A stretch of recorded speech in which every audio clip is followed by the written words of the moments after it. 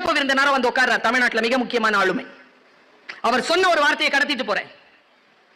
எப்பவுமே 10th rank உள்ள வாங்குற அந்த பையன் அன்னைக்கு ஃபெயில் ஆயிட்டு வந்திருக்கான் 7th ஸ்டாண்டர்ட்.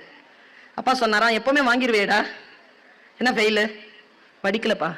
சரி, நீ என்ன சொல்றியா? அப்பா உனக்கு வாங்கி தரேன், ஃபர்ஸ்ட் 3 ரேங்க் வந்துடுறியா அடுத்த டெஸ்ட்ல?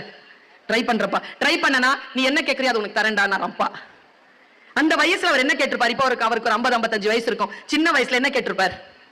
3 ஸ்கெட்ச் பென் கேட்டிருக்காரு, 3 கலர். 7th ஸ்டாண்டர்ட் அவ்வளவுதானே இருக்கும். இன்னைக்கு இருக்கிற பிள்ளைங்க என்ன வேணுமான கேளுன்னா சொத்து எழுதி கேட்கும். அந்த வயக்காடு வச்சிருக்கிறல்ல, பாட்டிப்பட்ட நகை வச்சிருக்கிறல்ல, அதை வித்து இது வாங்கித்தான்னு சொல்லும். 3 ஸ்கெட்ச் பென் கேட்டிருக்கான் அந்த பையன். போனா டெஸ்ட் எழுதுனா 3rd ரேங்க் வாங்கிட்டான். ரிப்போர்ட் கார்டு எடுத்துட்டு வீட்டுக்கு வந்திருக்காங்க. அவர் சொல்றார், நான் சமூக போராளியாக ஏன் இருக்கிறேன், நான் சத்தியத்தோடு ஏன் நிற்கிறேன் என்பதற்கு இது சாட்சின்னு சொல்லிட்டு சொல்றார். என்ன சொல்றார்? நேரா வீட்டுக்கு வந்திருக்காரு. அப்பா இல்ல. அவர் வரும்போது சனிக்கிழமை. அப்பா ஊருக்கு போயிட்டார். அப்பா புதன்கிழமை தான் வருவாருன்றது அம்மா.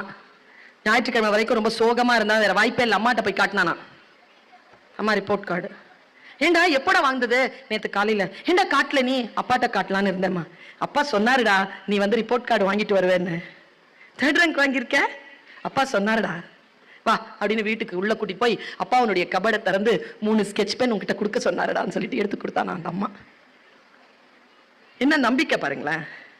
பிள்ளை 3rd ரேங்க் வாங்கிறோன்னு அப்பா நம்புறார். தான் வாங்கினா அப்பா கண்டிப்பாக தான் செய்வதை செய்து காட்டுவார் என்பதனை நிரூபித்த அப்பாவுக்கு பையனாக அந்த பையன் இன்றைக்கு தமிழ்நாட்டில் மிக ஆளுமையான ஒரு குழந்தையாக வளர்ந்து நிற்கிறான்.